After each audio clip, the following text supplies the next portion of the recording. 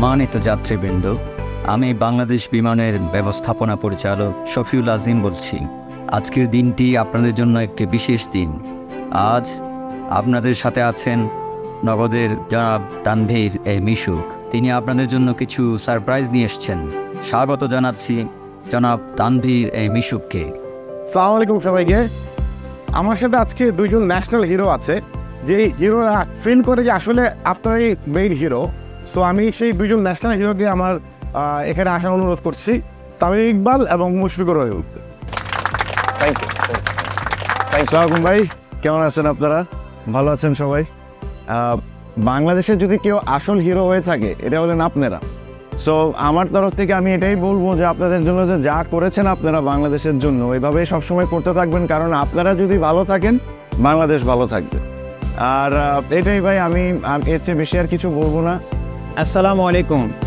আপনারা মানে দিনের পর দিন, মাসের পর মাস, বছরের পর বছর ফ্যামিলিকে ছেড়ে বাইরে থেকে আপনারা যে কষ্টটা করেন এবং আপনারা যে বাংলাদেশের জন্য এত কিছু করছেন, এত স্যাক্রিফাইস করছেন, সেটার জন্য মূল্য আমরা সবাই মিলে আপনাদেরকে দিতে পারি। আপনারাই রিয়েল হিরো এবং আপনাদেরকে অসংখ্য অসংখ্য ধন্যবাদ।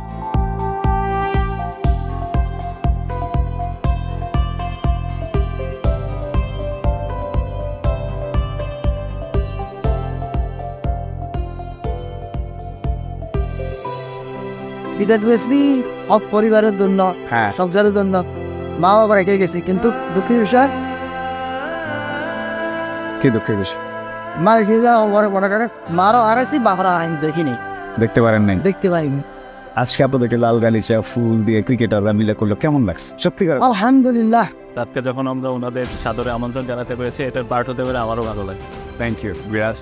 না, আলহামদুলিল্লাহ খুবই ভালো লাগছে। আমরা মাঠে খেলি আর তারা বাইরে থেকে কষ্ট করে টাকা উপার্জন করে দেশে আনে। It's a great achievement. প্রতি মাসে 1 কোটি প্রবাসী ভাই বোনেরা তাদের কষ্টের টাকা পাঠাচ্ছেন দেশে। আমরা বিশ্বাস করি এই রেমিটেন্স যোদ্ধারা এক একজন বীর।